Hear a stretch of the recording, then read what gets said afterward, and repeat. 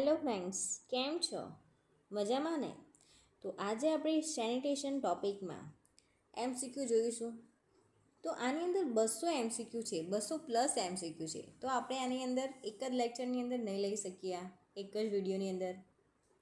એટલે આનો પાર્ટ 2 અને પાર્ટ 3 પણ આવી શકે છે.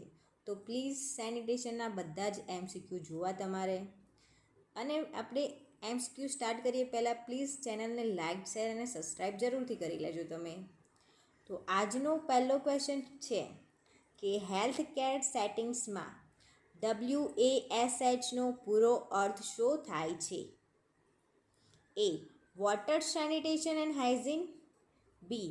વેસ્ટ એર સેફ્ટી કે hygiene. C. Water air sanitation health કે D. Water access safety health care. તો શું આન્સર આવશે ફ્રેન્ડ્સ? તો આન્સર આવશે હેલ્થ કેર સેટિંગ્સમાં WSHનો અર્થ થાય છે વોટર, સેનિટેશન અને હાઇજીન. ત્યારબાદ બીજા નંબરનો ક્વેશ્ચન જોઈશું આપણે કે શા માટે એનટીડી યોગ્ય સેનિટેશન વિશે ભણેલો હોવો જરૂરી હોય છે અને તેને પ્રેક્ટિસ પહેલાં અને દરમિયાન શું કરવું જરૂરી છે? એ. ઇવેન્ટના ખર્ચા ઓછા કરવા. બી. એનટીડી વચ્ચે માંદગીનો ફેલાવો થતો રોકવા માટે. સી. એનટીડીને જલ્દી જતા રોકવા માટે કે ડી. બિનજરૂરી સ્પોન્સરને આકર્ષિત થતાં રોકવા માટે. તો શું આન્સર આવશે ફ્રેન્ડ્સ? શું જરૂરી છે પ્રેક્ટિસ પહેલાં કે દરમિયાન? તો આન્સર આવશે એનટીડી વચ્ચે માંદગીનો ફેલાવો થતો રોકવા માટે. ત્યારબાદ ત્રીજો ક્વેશ્ચન કે વિશ્વ આરોગ્ય સંગઠનની સ્વચ્છતા પરની જોખમ ઘટાડવાની વ્યૂહરચનાઓ નિવારણના કયા સ્તર પર ધ્યાન કેન્દ્રિત કરે છે? તૃતીયક નિવારણ, ચતુર્થક નિવારણ, પ્રાથમિક નિવારણ કે પ્રાયોગિક નિવારણ? શું આન્સર આવશે ફ્રેન્ડ્સ? તો આન્સર આવશે પ્રાથમિક નિવારણ. ત્યારબાદ ચોથો ક્વેશ્ચન કે પર્યાવરણીય સ્વચ્છતાનો પ્રાથમિક ધ્યેય શું છે? હવાની ગુણવત્તામાં વધારો, કચરાનો યોગ્ય નિકાલની ખાતરી, લીલી જગ્યાઓને પ્રોત્સાહન આપવું કે પીવાનું શુદ્ધ પાણી પૂરું પાડવું? શું આન્સર આવશે ફ્રેન્ડ્સ? ચોથા ક્વેશ્ચનની અંદર આન્સર શું આવશે? તો આન્સર આવશે બી. કચરાના યોગ્ય નિકાલની ખાતરી કરવી. પર્યાવરણીય સ્વચ્છતાનો પ્રાથમિક ધ્યેય શું હોવો જોઈએ? કચરાના યોગ્ય નિકાલની ખાતરી કરવી. ત્યારબાદ પાંચમો ક્વેશ્ચન ફ્રેન્ડ્સ કે પર્યાવરણીય સ્વચ્છતાનો પ્રાથમિક ધ્યેય શું હોય છે? તો આન્સર આવશે બી. કચરાના યોગ્ય નિકાલની ખાતરી કરવી. ત્યારબાદ પવનની દિશા કયા સાધનની મદદથી જાણી શકાય છે? ડેસિબલ મીટર, એલ્ટિમીટર, વિન્ડવેન કે લાઇસીમીટર? તો શું આન્સર આવશે ફ્રેન્ડ્સ? પવનની દિશા કયા સાધનથી જાણી શકાતી હોય છે? એ, બી, સી યા ડી? તો આન્સર આવશે વિન્ડવેન.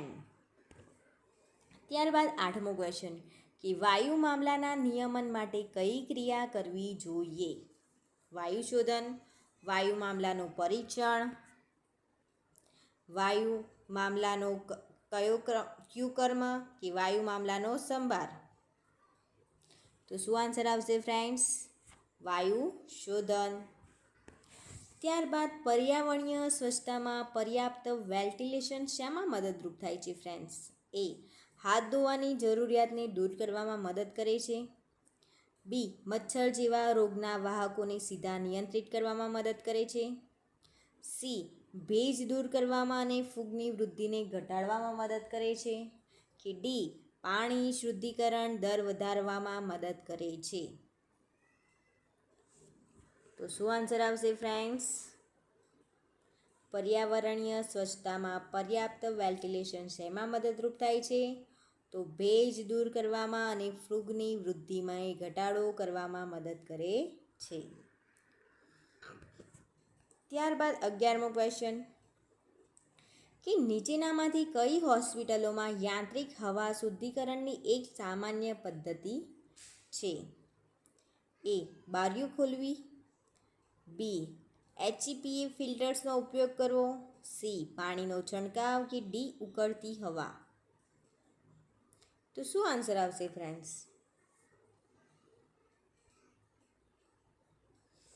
તો આન્સર આવશે બી. HEPA ફિલ્ટર્સનો ઉપયોગ કરવો. ત્યારબાદ 12મો ક્વેશ્ચન કે બંધ રૂમમાં સારા વેન્ટિલેશન દ્વારા કયો વાયુ મુખ્યત્વે દૂર થાય છે? કાર્બન ડાયોક્સાઇડ, નાઇટ્રોજન, હાઇડ્રોજન કે ઓક્સિજન? તો આન્સર આવશે કાર્બન ડાયોક્સાઇડ.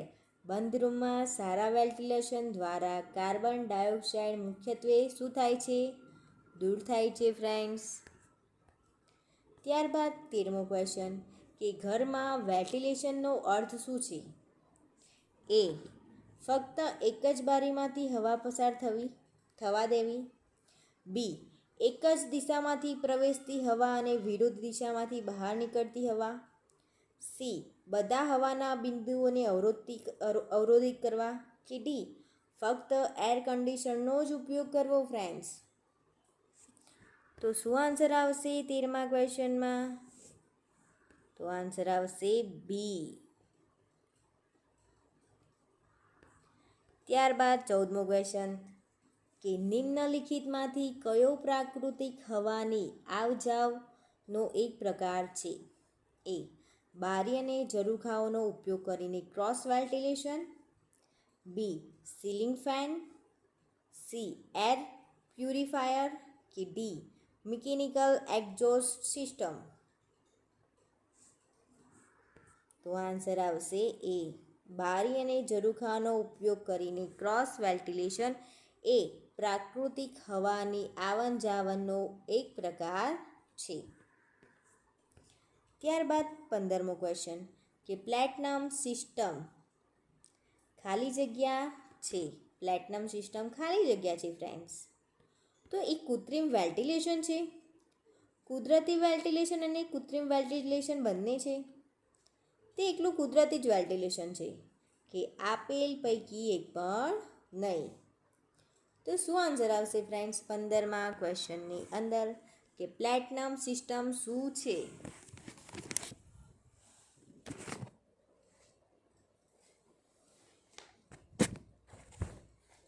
તો 15મા ક્વેશ્ચનની અંદર આન્સર આવશે પ્લેટનમ સિસ્ટમ એક કૃત્રિમ વેન્ટિલેશન છે. શું છે? કૃત્રિમ વેન્ટિલેશન છે. ત્યારબાદ 16મો ક્વેશ્ચન કે કઈ યાંત્રિક વાયુ સંચાર વ્યવસ્થા સૌથી સરળ અને ઓછી ખર્ચાળ હોય છે? તો એ. પ્લેનમ વ્યવસ્થા, બી. સંયુક્ત અથવા સમતુલ વ્યવસ્થા, સી. એક્ઝોસ્ટ વ્યવસ્થા કે ડી. એર કન્ડિશનિંગ વ્યવસ્થા. શું આન્સર આવશે ફ્રેન્ડ્સ? કઈ યાંત્રિક વાયુ સંચાર વ્યવસ્થા સૌથી સરળ અને ઓછી ખર્ચાળ હોય છે? તો આન્સર આવશે એક્ઝોસ્ટ વ્યવસ્થા. ત્યારબાદ 17મો ક્વેશ્ચન કે યોગ્ય વેન્ટિલેશન જે ઘરની અંદર હવાની ગુણવત્તા વધારે અને સ્વાસ્થ્ય સંબંધિત રોગો અટકાવે છે. ઘરમાં હવા ઉજાસ વધારવા શું કરવું જોઈએ? તો એ. દરેક બારીઓ સીલ કરીને અને દરવાજો બંધ કરીને, બી. એર ફ્રેશનર વાપરવા જેથી દુર્ગંધ છુપાવવા, સી. બાથરૂમ અને કિચનમાં એક્ઝોસ્ટ પંખા નાખીને કે ડી. દરેક વખતે બારીઓ બંધ કરીને. તો શું આન્સર આવશે ફ્રેન્ડ્સ? શું કરવું જોઈએ? તો સી. બાથરૂમ અને કિચનમાં એક્ઝોસ્ટ પંખા નાખીને ઘરમાં હવા ઉજાસ વધારવી જોઈએ. ત્યારબાદ 18મો ક્વેશ્ચન કે વાયુ સંચાર કરનાર કુદરતી નિયમો જણાવો. એ, બી, સી યા ડી?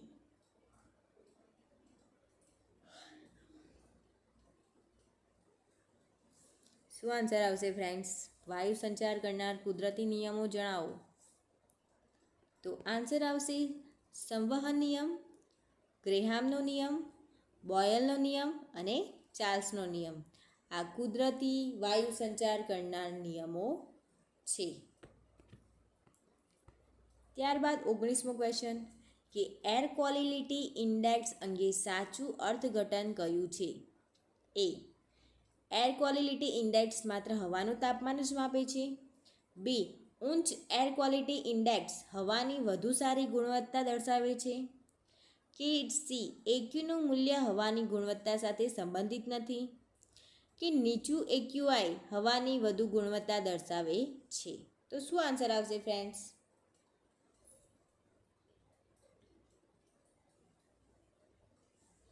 તો એર ક્વોલિટી ઇન્ડેક્સ અંગે સાચું અર્થઘટન છે કે નીચું એર ક્વોલિટી ઇન્ડેક્સ વધુ ગુણવત્તા દર્શાવે છે.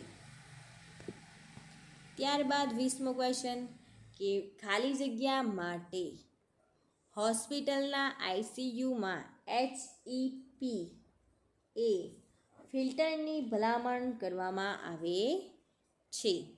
એ, માત્ર તાપમાનને નિયંત્રિત કરવા. બી, હવામાં ઓક્સિજનને વધારવા. સી, હવામાંથી ધૂળ અને સૂક્ષ્મજીવોને રોકવા. કે ડી, પર્યાવરણમાં સુગંધ ઉમેરવા.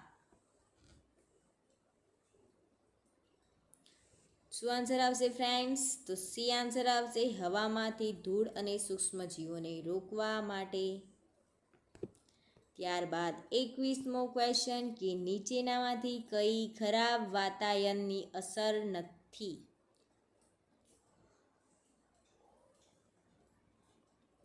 એ, વાયુજન્ય ચેપોમાં વધારો. બી, પ્રદૂષકોનો સંચય. સી, સુધારેલ ઓક્સિજનનો પુરવઠો. કે ડી, અપ્રિય ગંધ. તો આન્સર આવશે સુધારેલ ઓક્સિજનનો પુરવઠો. તે ખરાબ વાતાયનની અસરનો નથી. ત્યારબાદ 22મો ક્વેશ્ચન કે ભોપાલ ગેસ દુર્ઘટના પછી પર્યાવરણ રક્ષણ અને સુધારણા માટે નીચેનામાંથી કયો કાયદો મુખ્ય કાયદો અધિનિયમિત કરવામાં આવ્યો છે? એ, પર્યાવરણીય અધિનિયમ 1986. બી, હવા અધિનિયમ 1981. સી, જળ અધિનિયમ 1974. કે ડી, વન અધિનિયમ 1980.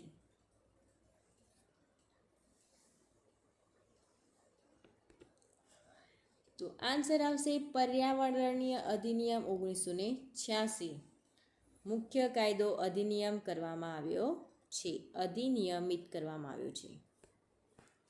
ત્યારબાદ 23મો ક્વેશ્ચન કે પૃથ્વી પરના જીવન માટે સામાન્ય ગ્રીનહાઉસ અસર શું મહત્વ છે? એ, આવી રહેલા તમામ સૌર કિરણોત્સર્ગને સપાટી સુધી પહોંચતા અટકાવે છે ફ્રેન્ડ્સ. બી, તે વૈશ્વિક સ્તરે હવાની આત્યયિક પેટર્ન્સ બનાવે છે. સી, વાતાવરણીય દબાણમાં ઝડપથી ઘટાડો કરે છે. અને ડી, પૃથ્વીનું સરેરાશ તાપમાન રહેવા યોગ્ય સ્તરે જાળવી રાખે છે. તો શું આન્સર આવશે ફ્રેન્ડ્સ? પૃથ્વી પરના જીવન માટે સામાન્ય ગ્રીનહાઉસ શું મહત્વનું હોય છે? તો આન્સર આવશે પૃથ્વીનું સરેરાશ તાપમાન રહેવા યોગ્ય સ્તરે જાળવી રાખે છે. કોણ? Green house. તો 24મો ક્વેશ્ચન મોન્ટ્રીયલ પ્રોટોકોલનું વર્ષ જણાવો. 1985, 1987, 1992 કે 2000? તો આન્સર આવશે 1987, 1987. ત્યારબાદ 25મો ક્વેશ્ચન કે નીચેનામાંથી કયું ખરાબ હવાની ગુણવત્તાનું એક સામાન્ય સૂચક છે? એ, તેજસ્વી સૂર્યપ્રકાશ. બી, ધૂમ્ર ધુમ્મસ અને આછું ધુમ્મસ, સી સ્વચ્છ વાદળી આકાશ કે ડી ઠંડો પવન? તો આન્સર આવશે બી ધૂમ્ર ધુમ્મસ અને ઓછું ધુમ્મસ. ત્યારબાદ 26મો ક્વેશ્ચન કે મૃતદેહોના વિઘટનની ક્રિયા દરમિયાન કયો ગેસ ઉત્પન્ન થાય છે? ઓક્સિજન, નાઇટ્રોજન, મિથેન કે હિલિયમ? તો મૃતદેહોના વિઘટનની ક્રિયા દરમિયાન કયો ગેસ ઉત્પન્ન થાય છે ફ્રેન્ડ્સ? તો મિથેન ગેસ ઉત્પન્ન થાય છે.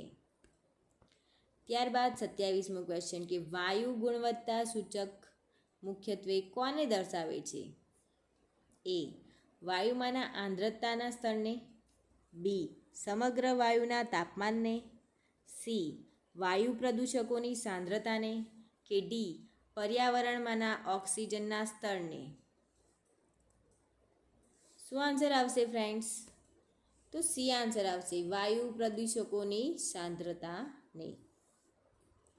ત્યારબાદ 28મો ક્વેશ્ચન કે કયા પદાર્થને કારણે આપણે જાણી શકીએ છીએ કે હવા શુદ્ધ છે કે નહીં?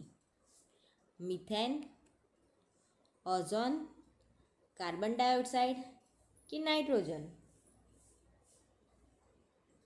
તો આન્સર આવશે કાર્બન ડાયોક્સાઇડ પદાર્થને કારણે આપણે જાણી શકીએ છીએ કે હવા શુદ્ધ છે કે નહીં.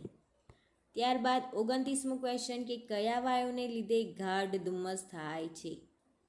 હાઇડ્રોકાર્બન, ઓઝોન, નાઇટ્રોજન કે ઓક્સિજન? તો આન્સર આવશે ઓઝોન વાયુને લીધે ગાઢ ધુમ્મસ થાય છે. ત્યારબાદ 30મો ક્વેશ્ચન કે ઓઝોન વાયુ જીવાણુનો નાશ કરવા માટે ક્લોરીન કરતાં કેટલો ગણો અસરકારક હોય છે? 500 ગણો, 800 ગણો, 2000 ગણો કે 1000 ગણો? તો આન્સર આવશે 1000 ગણો. ત્યારબાદ 31મો ક્વેશ્ચન કે નીચેનામાંથી કયું પરિબળ હવાને શુદ્ધ કરવામાં મદદ કરે છે? બેક્ટેરિયા, ધુમાડો, પવન કે અંધકાર? તો શું આવે? પવન એ હવાને શુદ્ધ કરવામાં મદદ કરે છે ફ્રેન્ડ્સ. ત્યારબાદ 32મો ક્વેશ્ચન કે પર્યાવરણ સુરક્ષા કાયદો કયા વર્ષમાં અમલમાં આવ્યો? તો 1986માં અમલમાં આવ્યો પર્યાવરણ સુરક્ષા કાયદો. ત્યારબાદ 33મો ક્વેશ્ચન કે DDT માટે કયું વિધાન સાચું છે? તો એ તે એન્ટીબાયોટિક છે, તે પ્રદૂષક નથી, તે એન્ટિસેપ્ટિક એજન્ટ છે કે તે એક નોન ડિગ્રેડેબલ પ્રદૂષક છે? તો શું આન્સર આવશે ફ્રેન્ડ્સ? DDT માટે કયું વિધાન સાચું છે? તો આન્સર આવશે તે એક નોન ડિગ્રેડેબલ પ્રદૂષક છે. ત્યારબાદ 34મો ક્વેશ્ચન કે ક્રોનિક ઓબ્જેક્ટિવ પલ્મોનરી ડિસીઝ જેવા ક્રોનિક શ્વસન રોગોનું પ્રાથમિક કારણ શું હોય છે? એ એરબોર્ન વાયરસ, બી આનુવંશિક પરિવર્તન, સી તમાકુના ધુમાડા અને પ્રદૂષકોના સંપર્કમાં કે ડી શારીરિક પ્રવૃત્તિનો અભાવ? તો શું આન્સર આવશે ફ્રેન્ડ્સ 34માં? કે ક્રોનિક ઓબ્જેક્ટિવ પલ્મોનરી ડિસીઝ જેવા ક્રોનિક શ્વસન રોગોનું પ્રાથમિક કારણ શું હોય છે? તમાકુના ધુમાડા અને પ્રદૂષકોના સંપર્કમાં. ત્યારબાદ 35મો ક્વેશ્ચન કે સમયાંતરે વાતાવરણમાં ગ્રીનહાઉસ વાયુઓનું પ્રમાણ કોણ માપે છે? એ NIDM, બી GPCB, સી IPCC કે ડી હવામાન ખાતું?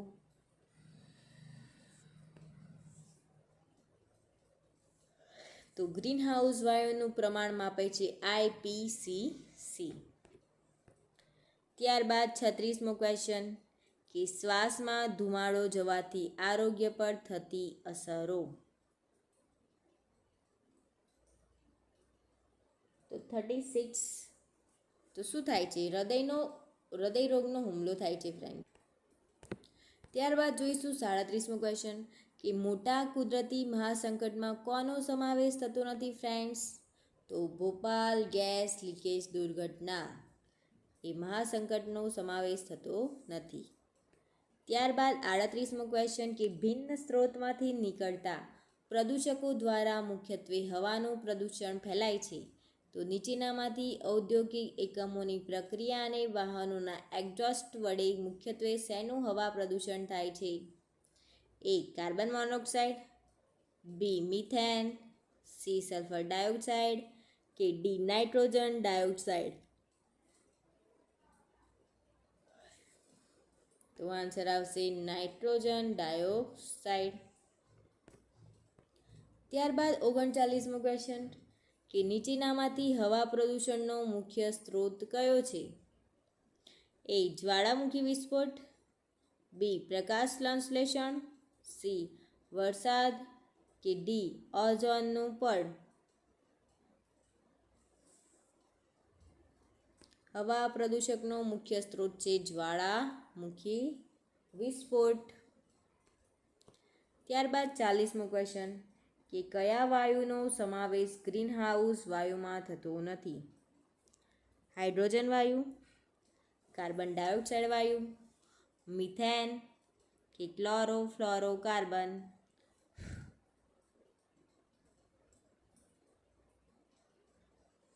તો આન્સર આવશે ગ્રીનહાઉસ વાયુમાં હાઇડ્રોજન વાયુનો સમાવેશ થતો નથી. 41મો ક્વેશ્ચન કે ગ્લોબલ વોર્મિંગની અસરો શું છે?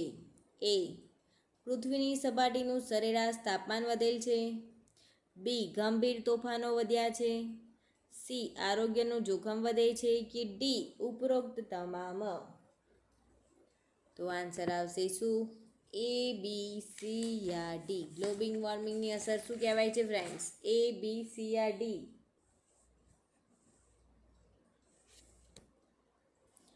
તો આન્સર આવશે ઉપરની તમામ. ત્યારબાદ 42મો ક્વેશ્ચન કે global warming is due to ખાલી જગ્યા. તો શું આન્સર આવશે? તો આન્સર આવશે greenhouse effect. Global warming is due to greenhouse effect. ત્યારબાદ ગોબર ગેસ પ્લાન્ટમાંથી કયો ગેસ નીકળે છે? તો આન્સર આવશે મિથેન ગેસ નીકળે છે ગોબર ગેસ પ્લાન્ટમાંથી. ત્યારબાદ 44મો ક્વેશ્ચન કે વસંત ઋતુમાં સ્ટ્રેટોસ્ફિયરમાં બનતા ઓઝોનના પાતળા પડને શું કહેવામાં આવે છે? Ozone hole, ozone surface, ozone stack કે ઉપરોક્ત પૈકી એક પણ નહીં? તો આન્સર આવશે એ ઓઝોન હોલ કહેવામાં આવે છે ફ્રેન્ડ્સ. વસંત ઋતુમાં સ્ટ્રેટોસ્ફિયરમાં બનતા ઓઝોનના જે પાતળા પડને શું કહેવામાં આવે છે? Ozone hole. હલ નહીં, ઓઝોન હોલ. ત્યારબાદ 45મો ક્વેશ્ચન કે વાતાવરણમાં તાપમાનના વધારા માટે કયો વાયુ જવાબદાર છે? Oxygen, carbon dioxide, sulphur dioxide કે કાર્બન મોનોક્સાઇડ? તો આન્સર આવશે કાર્બન ડાયોક્સાઇડ. ત્યારબાદ 46મો ક્વેશ્ચન કે સેપ્ટિક ટાંકી સિસ્ટમમાં કયો ઘટક પ્રવાહી કચરો જમીનમાં પહોંચે છે તે પહેલાં જ તેની આંશિક સારવાર સુનિશ્ચિત કરે છે? એ શોષક ખાડો અથવા લિંચિંગ ઝોન, બી યુવી સ્ટેરિલાઇઝર, સી ક્લોરિંગ ટાંકી કે ડી ભસ્મિત્ર? શું આન્સર આવશે? ભસ્મિત્ર. તો આન્સર આવશે એ શોષક ખાડો અથવા લિંચિંગ ઝોન.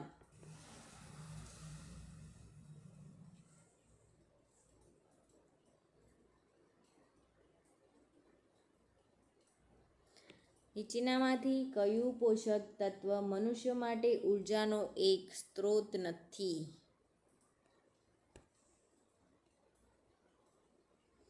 પ્રોટીન, પાણી, કાર્બોહાઈડ્રેટ કે ચરબી? તો આન્સર આવશે પાણી.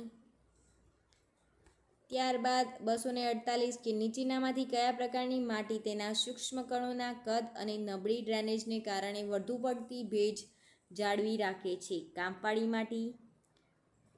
ત્યારબાદ લોમી માટી, લોમી માટી, રેતાળ માટી કે ચીકણી માટી? તો આન્સર આવશે ચીકણી માટી.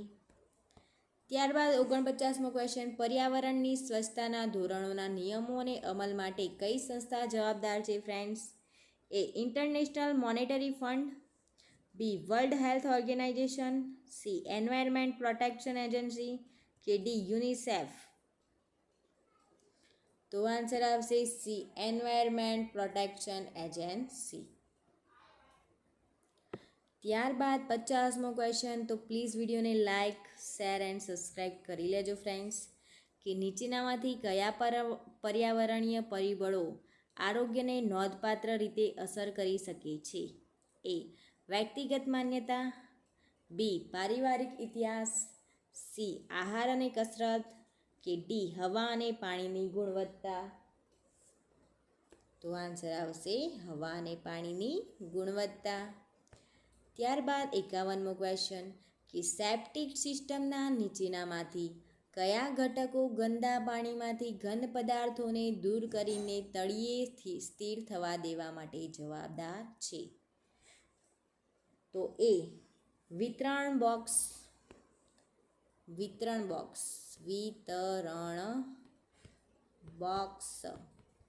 ડ્રેનેજ ક્ષેત્ર, સેપ્ટિક ટાંકી અને વાતન એકમ. તો શું આન્સર આવશે ફ્રેન્ડ્સ 51માં? તો આન્સર આવશે સેપ્ટિક ટાંકી. ત્યારબાદ 52મો ક્વેશ્ચન, કે નીચેનામાંથી કયું શહેર જનસંખ્યાના અને આરોગ્ય મુખ્ય પર્યાવરણમાં નિર્ણાત્મક છે? એ શિક્ષણનું સ્તર, બી ફળો અને શાકભાજીનો વપરાશ, સી સ્વચ્છ પીવાના પાણીની ઉપલબ્ધતા કે ડી લાંબા સમયગાળાના રોગોનો કૌટુંબિક ઇતિહાસ? તો શું આન્સર આવશે ફ્રેન્ડ્સ? સ્વચ્છ પીવાના પાણીની ઉપલબ્ધતા. ત્યારબાદ 53મો ક્વેશ્ચન, કે કઈ રણનીતિ સૌથી પ્રભાવશાળી છે? તો સમુદાય આધારિત સહભાગિતા કાર્યક્રમોમાં સ્વચ્છતામાંના વધારાને એકત્રિત કરવું એ સૌથી પ્રભાવશાળી રણનીતિ છે. ત્યારબાદ 54મો ક્વેશ્ચન, શહેરી વિસ્તારમાં રોજિંદો માથાદીઠ પૂરતો પાણીનો પુરવઠો કેટલા લીટર છે પાણીનો પુરવઠો શહેરી વિસ્તારમાં રોજિંદા માથાદીઠ? તો 100 થી 150. ત્યારબાદ 55, નીચેનામાંથી કયા પાણીમાં સૌથી ઓછો ક્ષાર હોય છે? કૂવાનું પાણી, ડેમનું પાણી, વરસાદનું પાણી કે તળાવનું પાણી ફ્રેન્ડ્સ?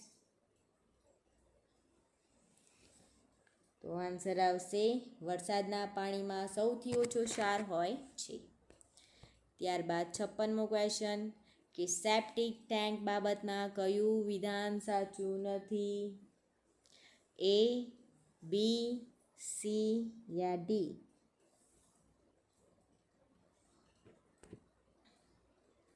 તો આન્સર આવશે સેપ્ટિક ટેન્કમાં વ્યક્તિ દીઠ વધુમાં વધુ 2 લીટર દરરોજ પાણી જવું જોઈએ. આ વિધાન સાચું નથી. ત્યારબાદ 57મો ક્વેશ્ચન, કે નેનો ફિલ્ટરેશનની મેમ્બ્રેનમાંથી શું પસાર થઈ શકે છે? મોનોવેલેન્ટ આયન, ડાયવેલેન્ટ આયન, રોગકારક જીવાણુ કે વાયરસ? તો નેનો ફિલ્ટરેશનની મેમ્બ્રેનમાંથી મોનોવેલેન્ટ આયન પસાર થઈ શકે છે. ત્યારબાદ 58, કે સુએજ ટ્રીટમેન્ટ પ્રક્રિયામાં એનએરોબિક પ્રોસેસ કઈ છે? એ યુએસએસબી, બી ટ્રિકલિંગ ફિલ્ટરેશન, બી એક્ટિવેટેક સ્લજ પ્રોસેસ કે ડી પ્રાઇમરી ટ્રીટમેન્ટ?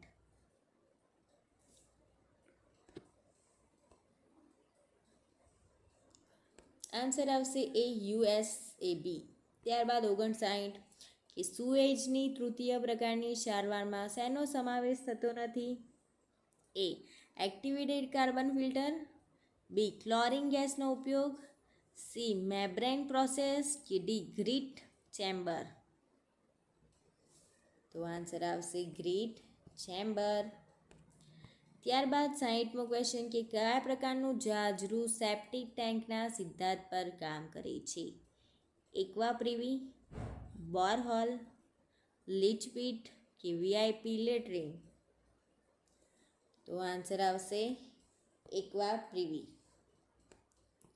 ત્યારબાદ 61મો ક્વેશ્ચન કે વેક્ટરજન્ય રોગોના ફેલાવાને નિયંત્રિત કરવા માટે કયું પર્યાવરણીય સ્વચ્છતા માપ અસરકારક છે?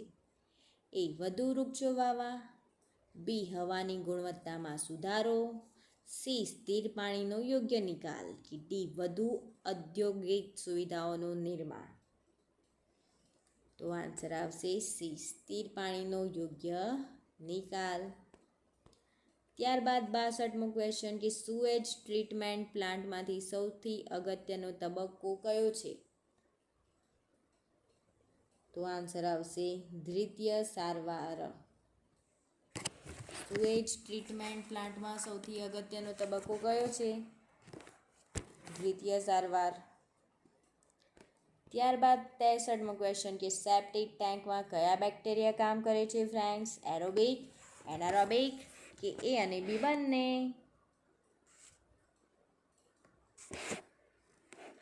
તો 63મા ક્વેશ્ચનનો આન્સર આવશે, જો નોંધ આપેલી છે, ફાઇનલ આન્સર કી મુજબ બી આન્સર છે એટલે એનારોબિક, પરંતુ ચોપડી મુજબ શું થાય છે?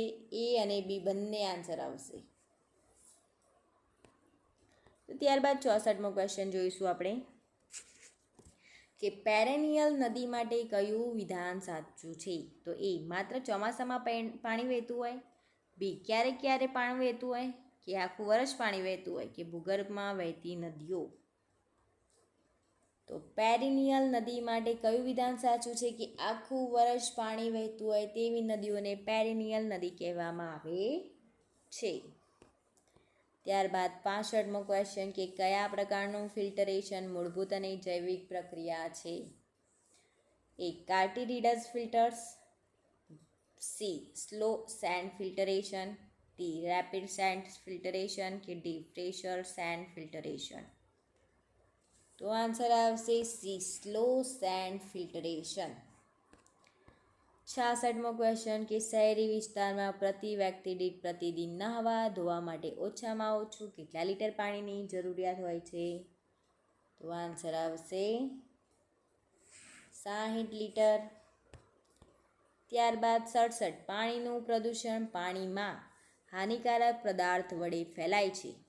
નીચેનામાંથી કયો પ્રદૂષક આલ્ગીની વૃદ્ધિ અને ઓક્સિજનનું ઓછું પ્રમાણ જે યુટ્રોફિકેશન માટે જવાબદાર છે? તો 67મા ક્વેશ્ચનમાં પારો, સીસુ, ફોસ્ફેટ કે વોલેટાઇલ કાર્બનિક સંયોજન. તો આન્સર આવશે સી. ફોસ્ફેટ. ત્યારબાદ 68મો ક્વેશ્ચન કે સુએજ ટ્રીટમેન્ટની પદ્ધતિમાંથી સૌથી અગત્યની કઈ સારવાર છે? તો આન્સર આવશે દ્વિતીય. ત્યારબાદ ગ્રામ્ય વિસ્તારમાં સામાન્ય રીતે એક વ્યક્તિને પ્રતિદિન કેટલા લીટર પાણીની આવશ્યકતા છે? તો 50 અને શહેરી વિસ્તારમાં 60. 70 તરણકુંડમાં કોપર સલ્ફેટનો ઉપયોગ. તો એ. બેક્ટેરિયાનો નાશ કરવા, બી. ફૂગનો નાશ કરવા, સી. લીલનો નાશ કરવા કે ડી. ગંદકી દૂર કરવા માટે. તો તરણકુંડમાં કોપર સલ્ફેટનો ઉપયોગ લીલનો નાશ કરવા માટે. ત્યારબાદ 71 કે પાણીની અસ્થાયી કઠોરતા સંદર્ભે કઈ બાબત સાચી નથી? તો એ. અસ્થાયી કઠોરતા કેલ્શિયમ અને મેગ્નેશિયમના બાયકાર્બોનેટથી થાય છે, બી. પાણી ઉકાળીને તેને દૂર કરી શકાય છે, સી. મોટા પ્રમાણ પર આ કઠોરતા CaOHથી દૂર કરવામાં આવે છે અને ડી. અસ્થાયી કઠોરતા દૂર કરવામાં MgSO4નો પણ ઉપયોગ થાય છે. તો આન્સર આવશે ડી. ત્યારબાદ 72. 72મો ક્વેશ્ચન કે ટકાઉપણું, ઓછું વજન વગેરે ગુણધર્મો ધ્યાને લેતા પાણીના ઓછા જથ્થાના વહન માટે કઈ પાઇપ વધુ યોગ્ય છે? સ્ટીલની pipe, RCC pipe, asbestos cement pipe કે પોલીવિનાઇલ ક્લોરાઇડની પાઇપ? તો આન્સર આવશે પોલીવિનાઇલ ક્લોરાઇડની પાઇપ. 74મો ક્વેશ્ચન કે ગૌશાળા પાણીના સ્ત્રોતથી ઓછામાં ઓછી કેટલા ફૂટ દૂર રાખવામાં આવે છે? તો 30 ફૂટ ઓછામાં ઓછી પાણીના સ્ત્રોતથી ગૌશાળાને દૂર રાખવામાં આવે છે. 75મો ક્વેશ્ચન કે કતલખાનાના કયા વિસ્તારમાં ટાઇલ લગાવવી જોઈએ? એ 3 ફૂટ ઊંચાઈ સુધીની દિવાલોમાં, માત્ર ફ્લોર પર, કે બી બંને, કે એક પણ નહીં? તો કતલખાનાના વિસ્તારમાં 3 ફૂટ ઊંચી સુધી દિવાલો અને માત્ર ફોલ. આન્સર આવશે ઉપરોક્ત પૈકી એક પણ નહીં. આન્સર આવશે સી, એ અને બી બંને. ટાઇલ લગાવવી જોઈએ. 76મો ક્વેશ્ચન કે સેપ્ટિક ટેન્કનો ઉપયોગ મોટાભાગે નીચે જણાવેલ ખાલી જગ્યાએ થાય છે? તો એ મોટી સોસાયટીઓમાં, હોસ્ટેલોમાં, મેળામાં કે મોટા રેલવે સ્ટેશનમાં? તો આન્સર આવશે બી, હોસ્ટેલોમાં થાય છે સેપ્ટિક ટેન્કનો ઉપયોગ. 77 કે બેક્ટેરિયોલોજીકલ તપાસ માટે પાણીના નમૂના લેવાની પ્રક્રિયાનું શું સાચું નથી નીચેનામાંથી? એ નળને સ્પિરિટ લેમ્પથી જ્યોતથી જંતુમુક્ત કરો. બી તપાસ માટે શરૂઆતનું જ પાણી લેવું. સી બોટલ બરોબર બંધ કરવી. કે ડી જરૂરી વિગતો સાથેનું લેબલ લગાવવું? તો શું આન્સર આવશે 77માં? તો બી આન્સર આવશે તપાસ માટે શરૂઆતનું જ પાણી લેવું. ત્યારબાદ 78 પાણી રોજિંદા જીવાણુ પરીક્ષણમાં કયા બેક્ટેરિયાની સંખ્યા અગત્યની છે? નાઇસેરિયા, માઇકોબેક્ટેરિયા, સ્ટેફાઇલોકોકાઇડ કે કોલાઇડ એરોજન્સિસ? તો આન્સર આવશે કોલાઇડ એરોજન્સિસ. ત્યારબાદ 79 કે પાણીના શુદ્ધિકરણમાં ઓરેક્સો ઉપકરણનો ઉપયોગ ખાલી જગ્યા હોય છે? એ અવશેષ ક્લોરીનની માત્રા જાણવા. બી જરૂરી બ્લીચિંગ પાવડરનો ડોઝ નક્કી કરવા. સી પાણીમાં આયર્ન અને નાઇટ્રાઇટની અશુદ્ધિઓનું માત્રા જાણવા. કે પાણીની સ્થાયી કઠોળ જાણવા? તો આન્સર આવશે બી, જરૂરી બ્લીચિંગ પાવડરનો ડોઝ નક્કી કરવા માટે. ત્યારબાદ 80મો ક્વેશ્ચન કે પાણીના શુદ્ધિકરણ માટે વપરાતા યુવી લેમ્પનું આયુષ્ય કેટલું હોય છે ફ્રેન્ડ્સ? તો 10 થી 12 માસનું હોય છે. ત્યારબાદ રેપિડ ગ્રેવિટી સેન્ડ ફિલ્ટરમાં ફિલ્ટરેશનનો દર કેટલા લીટર મીટર કલાક હોય છે? તો આન્સર આવશે 5000 લીટર. ત્યારબાદ 82 કે શહેરી વિસ્તારમાં સામાન્ય રીતે એક વ્યક્તિને પ્રતિદિન કેટલા લીટર પાણી વાપરવું જોઈએ? તો આન્સર આવશે 130. ત્યારબાદ 83 આદર્શ કૂવો કોને કહેવાય છે?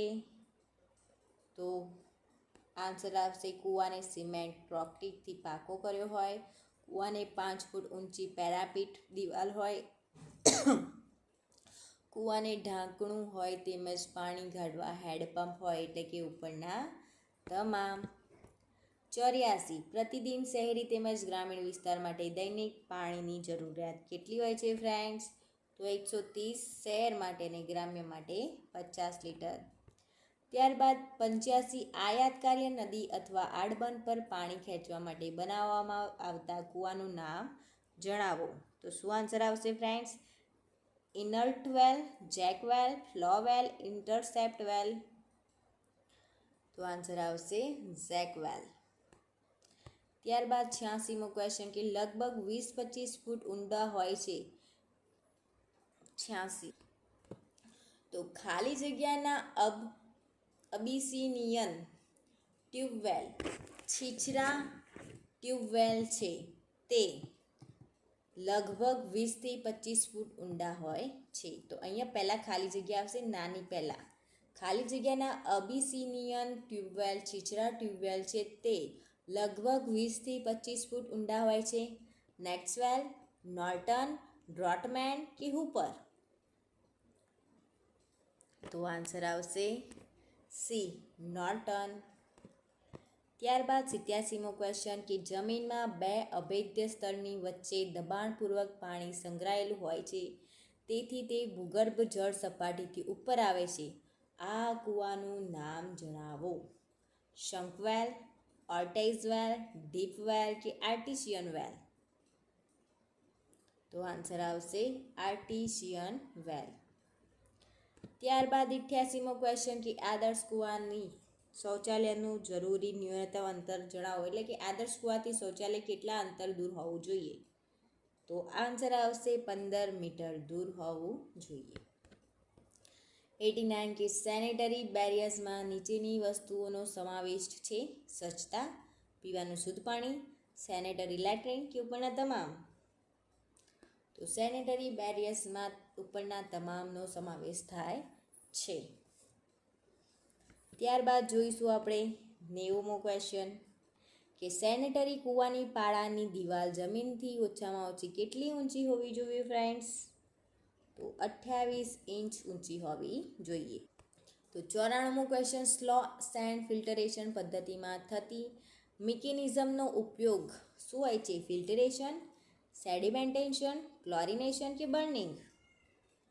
તો 94માં આન્સર આવશે સેડિમેન્ટેશન.